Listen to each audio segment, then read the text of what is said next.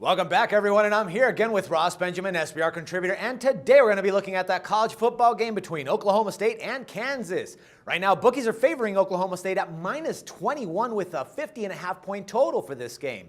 How you doing this morning, Ross? I'm doing very well, Dax. Just want to remind all the viewers, make sure that they go to SBR to read my articles. College football so far this season, 18-5, guys. 18-5, big old record there, making a lot of money for a lot of people here. All right, let's see if we can keep the good times rolling, Ross. Now, what have you actually seen from this Oklahoma State team so far in this season, Ross?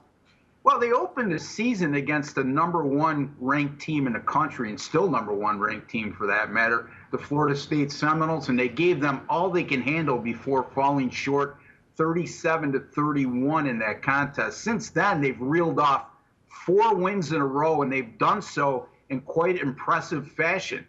They did, however, suffer a huge blow in their second game of the year when they lost quarterback J.T. Walsh to a broken leg, and Walsh will be out for the remainder of the season. However, enter redshirt junior backup quarterback, and with the name that I love, get this, my man, his name, Dax Gorman. Anybody named Dax has got to be productive. I hope so. Yes, well, here's the difference, guys. Dax Floyd, 1X, Dax Gorman, because he's from the state of Texas and everything's big in Texas, 2 X's at the end of his name. Yep. Other than that, both productive individuals. Well, getting back to business here, he was yet to play in a college game entering this season, yet he stepped in, Dax, and thrown for 1,200 yards, completed 58% of his passes, good for 9 touchdowns and 4 interceptions. He's more than exceeded expectations for Oklahoma State as a backup quarterback. Pretty damn good for my namesake, man.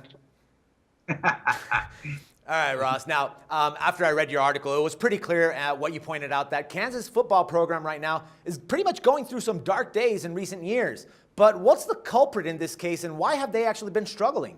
Well, they need a leader at the top, and they seem to haven't found that. I mean, things have gone from bad to worse since they hired former Notre Dame head coach and New England Patriots offensive coordinator Charlie Weis to take the reins prior to the start of the 2012 season. Under Weis, the Jayhawks went a pathetic 6-22 before he was fired 2 weeks ago following a 23-0 home loss to the Texas Longhorns.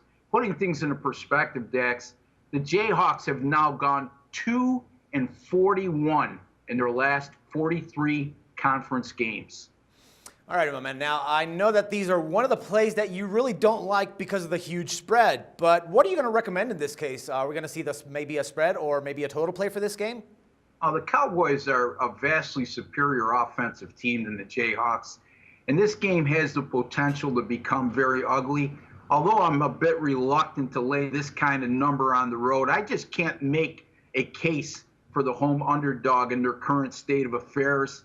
And, you know, anytime you have somebody named Dax at quarterback, I got to have a small lean at least toward Oklahoma State minus 21 over Kansas in this spot. My man, you're making me blush here. But as always, Ross, it's a pleasure talking football with you, and I love the insight in this game and hope to do it again tomorrow. Always a pleasure, Dax. Thank you for having me. It's my pleasure, my man. And for SBR Picks, this is Dax Floyd. The SBR Network offers free sports picks and game breakdowns, big money free betting contests year-round, a real-time Vegas-style odds monitoring service, and much more. So come see for yourself.